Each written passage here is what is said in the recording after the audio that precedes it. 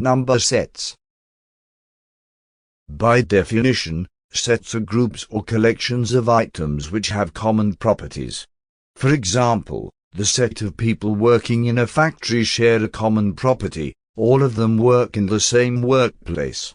The common feature all number sets share is that all of them contain not just numbers, but these numbers are somehow related between them through a formula or rule.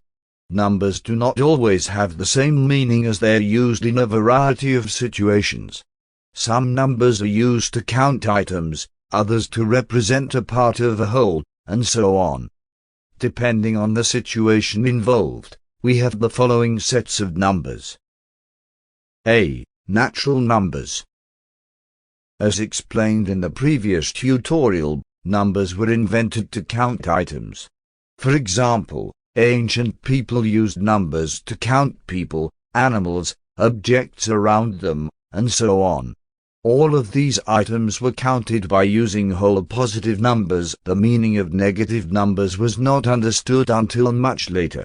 In addition, people originally couldn't understand the meaning of zero, that is of nothing. Hence, the oldest set of numbers included numbers like 1, 2, 3, 4, etc., which in math are known as natural numbers, i.e., numbers used to count items in nature. We can write the set of natural numbers n in a list form, as shown on screen. The common feature in this case is that natural numbers represent whole and positive values. Natural numbers have a beginning, the number 1, but no end. They can extend to infinity. Examples of natural numbers include the number of people present in a trade center, the number of sand grains on a beach, the number of stars in the sky, and so on. Despite the last two numbers representing very large numbers of items, they still represent natural numbers as we can count the items one by one, although doing so would take a lot of time. B. Whole numbers.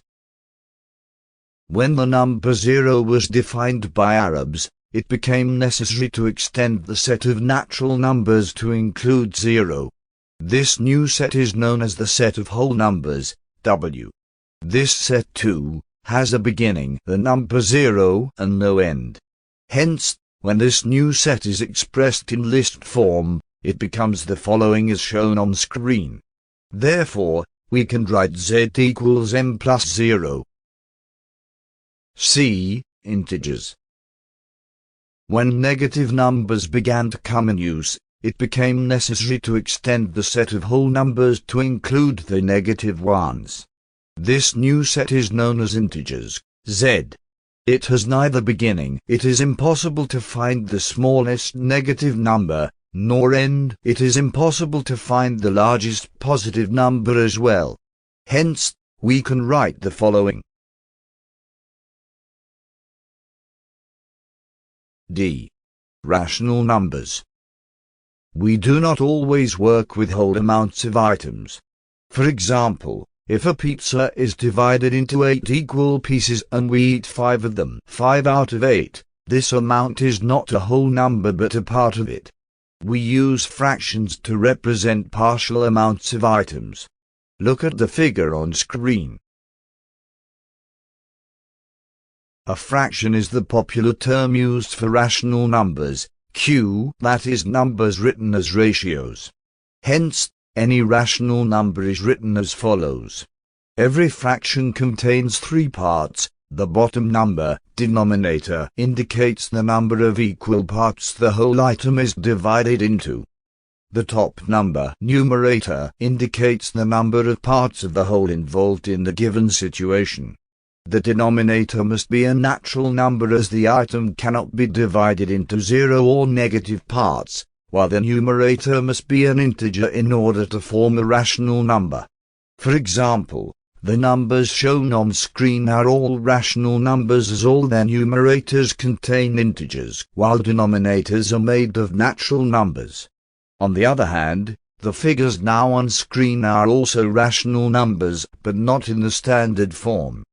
they become regular rational numbers when we complete operations to remove the decimal point in the numerators. In this way, applying the properties of an equivalent fraction is obtained when we multiply or divide a fraction by the same number. We obtain the following. The last number is rational because integers are also rational numbers. Hence, all numbers are now expressed in the regular form which is determined by the definition of rational numbers. Irrational numbers. Not all numbers can be expressed as fractions. For example, the square root of 2, square root of 3, square root of 5, etc., are all numbers that cannot be expressed as a fraction. We will see later in this tutorial why. Hence, they are not rational. We say they are irrational numbers. Thus, a number can either be rational or irrational but not both. How do we know whether a number is irrational? When we divide the numerator and denominator of a fraction, we must obtain either 1. A finite number, shown in decimal form when using a calculator, or 2. An infinite number. The decimal number shown by the calculator must contain a recurring part after the decimal point when infinite. For example, the calculator indicates the following values for the square root of 2 and square root of 3.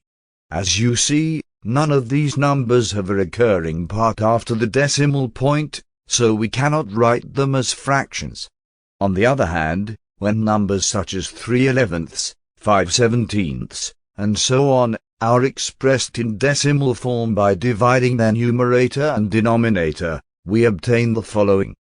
In the first number, we have 27 that repeats after the decimal point. We say 27 is recurrent, while in the second number, the recurrent part is 29411764705888235. Hence, both numbers are rational. Real numbers. This set includes both rational and irrational numbers. The set of real numbers is denoted by R. The following figure shows the relationship between the number sets explained previously. Example.